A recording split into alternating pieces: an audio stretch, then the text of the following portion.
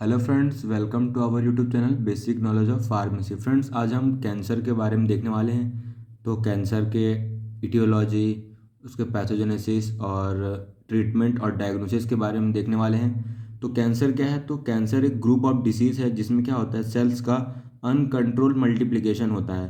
तो इसमें क्या होता है कि नॉर्मल सेल जो होती है वो एबनॉर्मल सेल में कन्वर्ट हो जाती है। उस प्रोसेस को जब नॉर्मल सेल जो है एबनॉर्मल सेल में कन्वर्ट हो जाती है, उसी प्रोसेस को नियोप्लेसिया बोलते हैं।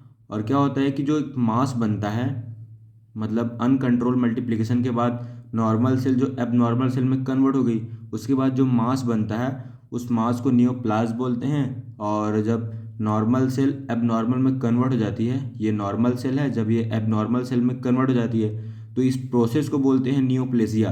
और अनकंट्रोल मल्टीप्लिकेशन के बाद जो मास फॉर्म होता है, ये इसको बोलते हैं, इस एबनॉर्मल मास को बोलते हैं नियोप्लाज्म बोलते हैं।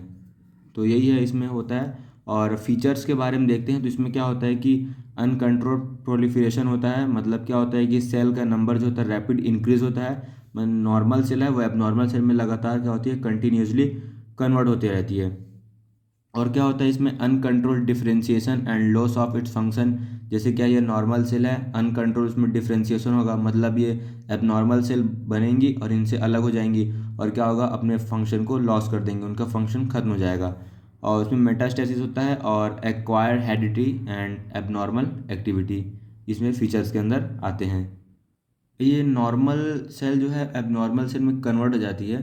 क्या होता है जब यही एबनॉर्मल सेल जो होता है, मतलब जब इस एबनॉर्मल सेल का 30 टाइम डबलिंग हो जाता है, मतलब जब एबनॉर्मल सेल है 30 टाइम डबलिंग के बाद 1 ग्राम वेट की हो जाती है। और इसमें क्या होता है कि 10 की पावर 9 सेल्स होती हैं। लेकिन जब यही 1 ग्राम वेट वाली एबनॉर्मल सेल जो है क्या होती है, 10 टाइम डबलिंग के लिए जाती है, तब क्या होता है इसका वेट जो होता है वो 1 kg होता है और इसमें 10 की पावर 12 सेल्स होती हैं। तो इस प्रकार होता है मल्टीप्लिकेशन सेल का। नॉर्मल सेल जो है एबनॉर्मल सेल में कन्वर्ट हो गई, 30 टाइम डबलिंग के बाद वह 1 ग्राम वेट की हो गई। लेकिन जब इसे 1 ग्राम वेट का 10 टाइम डबलिंग होता है तब यह 1 kg वेट की हो जाती है। तो इसी प्रकार कुछ होता है कैंसर का मल्टीप्लिकेशन, सेल का मल्टीप्लिकेशन। अब हम देखते हैं ट्यूमर्स के टाइप्स के बारे में देखते हैं। तो 2 टाइप्स के ट्यूमर होता है। एक होता है बिनिग्न ट्यूमर्स, मतलब ये जो होता है नॉन कैंसरस होता है। और ये मतलब ये बिनिग्न ट्यूमर जो है वो फैलता नहीं है, इसी को नॉन कैंसरस ट्यूमर बोलते हैं। मान लीजिए अगर किसी प्लेस पे हो गया है तो उसी के आसपास रहेगा, ज़्यादा स्प्रेड नहीं होगा। लेकिन जो दूसरा मैलिग्नेंट ट्यूमर होता है, क्या होता है, ये कैंसरस ट्यूमर होता है। मतलब क्या होता है कि अपने जगह से फैलता है, चारों तरफ फैलता है ये मैलिग्नेंट ट्यूमर। तो इसे टाइप्स के बारे में देखते हैं। तो फर्स्ट है हमारा बिलिंग ट्यूमर्स, जिसको हम नॉन कैंसरस ट्यूमर्स भी बोलते हैं।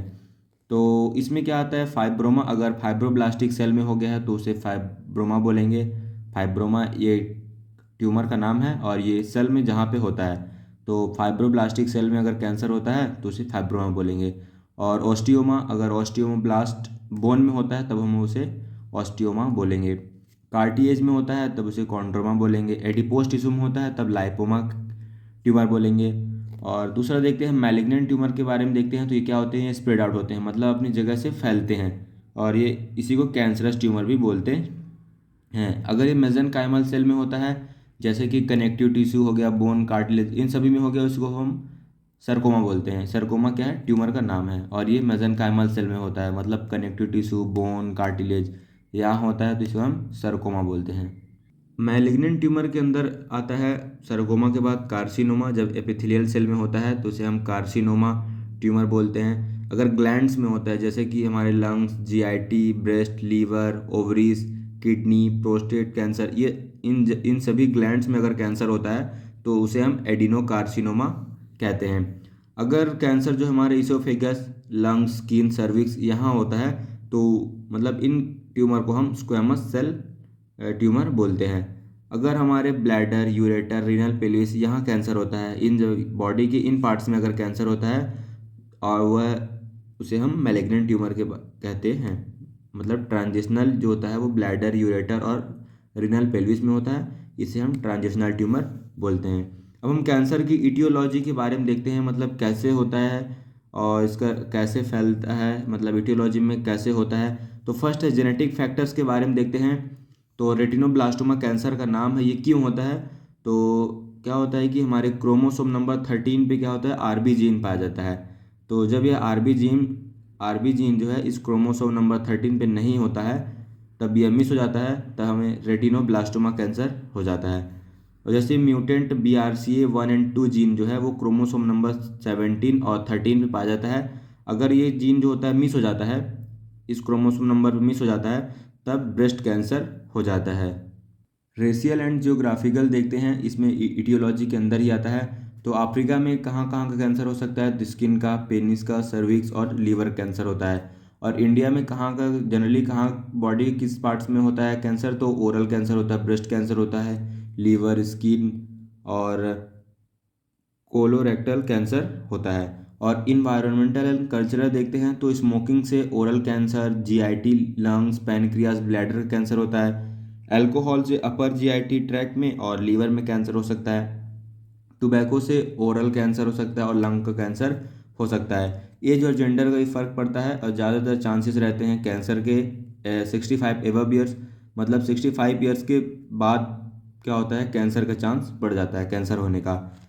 हार्मोनल रिलेटेड कैंसर भी होता है, जैसे एस्ट्रोजन से एंडोमेरियल कार्सिनोमा कैंसर हो जाता है। ओरल कॉन्ट्रासेप्टिव्स लेने थे क्या होता है, ब्रेस्ट कैंसर हो जाता है। और स्टीरॉयड्स लेने से भी बेनिग्न और मैलिग्नेंट जो कि ट्यूमर के टाइप हैं, ये दोनों टाइप के ट्यूमर जो होते हैं वो हो सकते हैं, इस हार्मोन रिलेटेड कैंसर के अंदर आते हैं ये सब।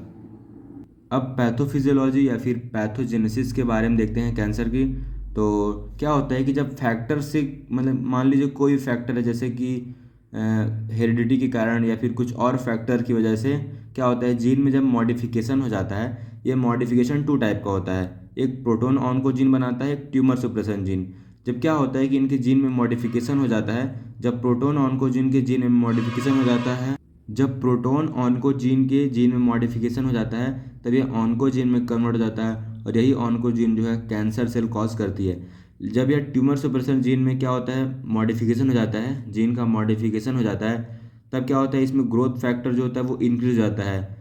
और क्या होता है कि एपोप्टोसिस जो होती है डिक्रीज हो जाती है। इसमें क्या होता है, जब ट्यूमर सुप्रेशन जीन का जीन मॉडिफिकेशन हो जाता है, तब अनकंट्रोल प्रोलिफिकेशन होता है, सेल का अनकंट्रोल प्रोलिफिकेशन होता है और एपोप्टोसिस जो होता है वो डिक्रीज हो जाता है।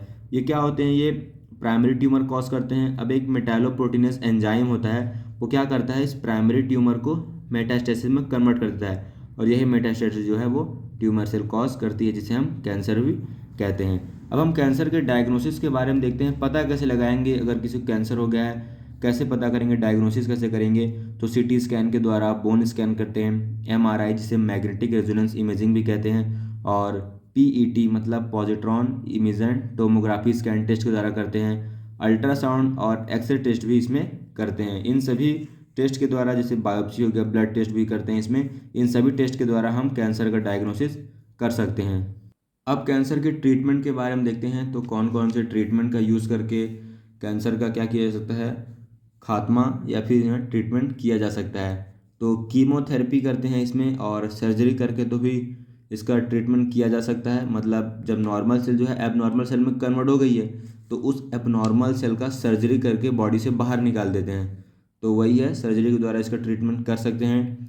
रेडिएशन थेरेपी के द्वारा भी इसमें इसका ट्रीटमेंट किया जा सकता है कैंसर का, और लेज़र कैंसर ट्रीटमेंट भी अवेलेबल है, इसके द्वारा भी क्या होता है, कैंसर का ट्रीटमेंट किया जाता है। और इसमें ब्लड ट्रांसफ्यूज़न किया जाता है। इसमें क्या होता है कि हेल्दी पर्सन से ब्लड को क्या होता है कि कैंसर जो पेशेंट था उसके में ट्रांसफ़र किया जाता है। जैसे इसमें इसका एग्जांपल है, ब्लड कैंसर जो हो जाता है किसी को, तो क्या होता है कि हेल्दी पर्सन का ब्लड जो है वो पेशेंट को क्या कहता है, ट्रांसफ्यूज़न किया जाता है। तो ब्लड ट्रांसफ्यूज़न के द्वारा भी कैंसर का ट्रीटमेंट किया जा सकता है। Thank you.